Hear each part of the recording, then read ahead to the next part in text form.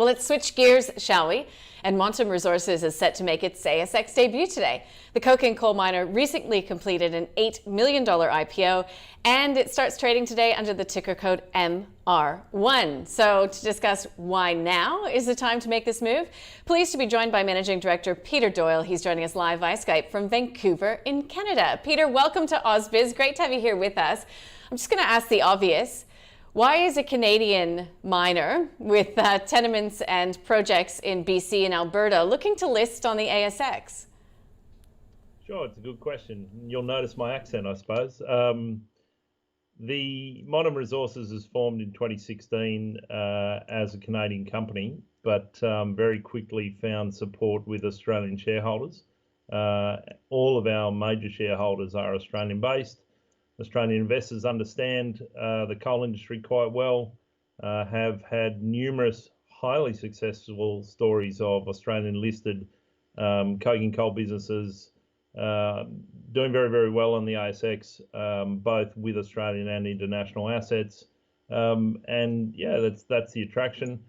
You can see that this is somewhat counter-cyclical. We've seen low prices in coking coal markets recently, but very encouragingly, things seem to have turned off a low point. Prices are up about 10% in the last couple of weeks in hard coking coal markets, and coking coal stocks on the ASX and internationally are responding to that. Okay, so a bit counter-cyclical, although we have seen the price for coking coal lifting. What do you see as the future dynamics and outlook for the price of coking coal, and at what price, does it need to be at to make these projects really profitable? Oh well, they're profitable in today's market. We wouldn't be encouraging investors into assets that weren't profitable at the bottom of the market. Our pricing that we use for all of our analysis of our assets is $150 a ton, US dollars a ton long term.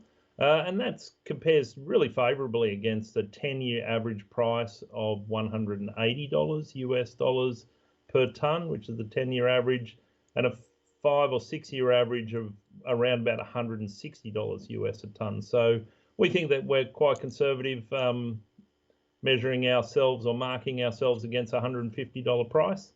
The Tent Mountain mine, which we're bringing back into production in 2021, and coal sales to forecast to start in 2022, will make around about 65 million EBITDA per annum at a $150 price. Peter, talk us through these Greenfield sites that you also possess as a company. How long will it take to go and get those up to production? And do you have funds to go and do that at this stage? Sure. We don't have funds to get those Greenfield assets into production, and that isn't our business plan. Our business plan is to get our existing mine restarted as fast as possible and use those funds to develop our large pipeline of assets. Our Greenfield assets include Isola, Four Stack, and Old Man. The Isola project recently was estimated to have between 275 and 900 million tonnes as an exploration target. And between a Greenfield asset and our existing mine, we have the large Chinook project, which we're going out to start exploration drilling on next week. Peter, when it comes to supply, once you're actually up and running again with production, have you already on-sold some of that to our customers, or are you just going to go and put it straight into the seaborne market? Well, we'll be focused 100% onto the seaborne market, but no, we have not sold any coal yet.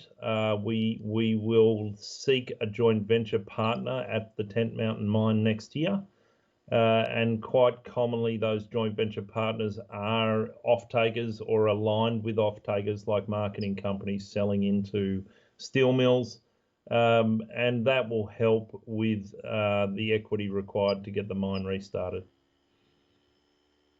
The sites are surrounded by well-known industry players, so would you be looking to them as a potential partner, or is the best case scenario that you start digging this stuff out of the ground, you start getting it to market, and then you are taken over potentially by some of these well-known neighbours in Canada? For sure. I mean, it's every small miner's ambition, I think, is to be a miner. Our board and management are stacked full of people with significant history in the coal industry. I've been a part owner and operated and developed coal mines before. And, you know, our ambition is definitely to be a miner. Our partners could be anybody. They could be investors, just passive investors.